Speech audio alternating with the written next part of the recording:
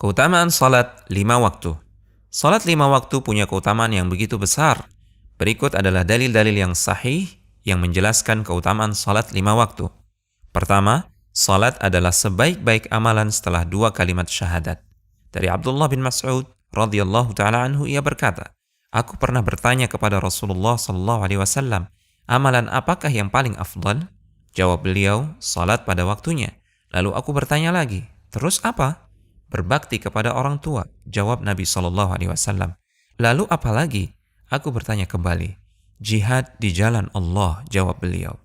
Yang kedua, salat 5 waktu mencuci dosa. Dari Abu Hurairah radhiyallahu taala anhu, ia berkata bahwa Rasulullah sallallahu alaihi wasallam bersabda yang artinya, tahukah kalian seandainya ada sebuah sungai di dekat pintu salah seorang di antara kalian, lalu ia mandi dari air sungai itu setiap hari 5 kali, apakah akan tersisa kotorannya walau sedikit? Para sahabat menjawab, tidak akan tersisa sedikit pun kotorannya. Beliau berkata, maka begitulah perumpamaan salat 5 waktu. Dengannya Allah menghapuskan dosa. Ketiga, salat 5 waktu menghapuskan dosa.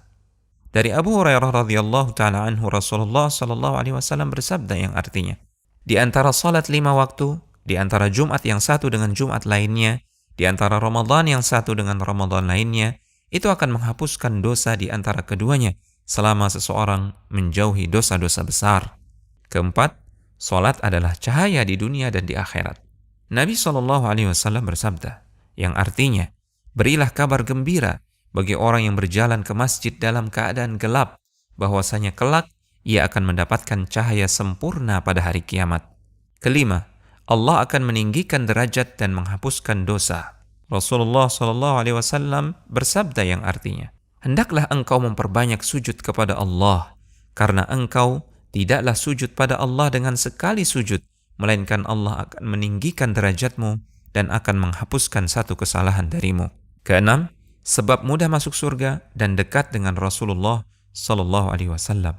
Dari Rabi'ah bin Ka'ab radhiyallahu taala anhu, ia berkata, aku pernah bermalam bersama Rasulullah SAW.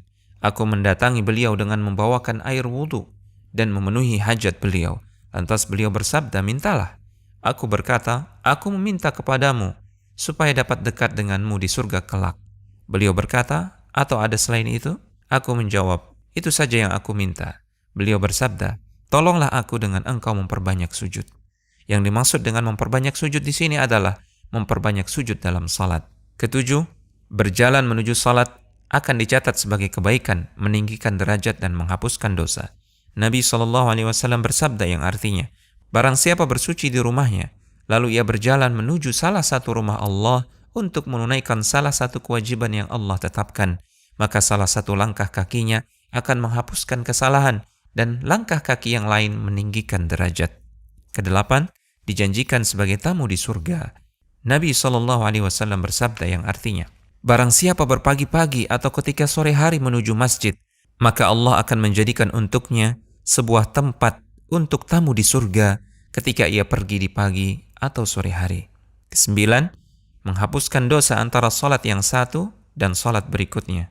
Rasulullah SAW bersabda yang artinya, tidaklah seorang muslim memperbagus wudunya lantas ia mengerjakan salat, melainkan Allah mengampuni baginya dosa di antara salat tersebut dan salat berikutnya. Kesepuluh, menghapuskan dosa yang telah lalu.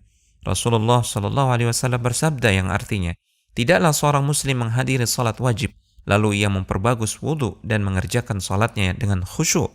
Juga ia memperbagus rukuknya, melainkan itu sebagai penghapus dosa sebelumnya selama seorang tidak melakukan dosa besar, dan ini berlaku sepanjang waktu. Rumaisa.com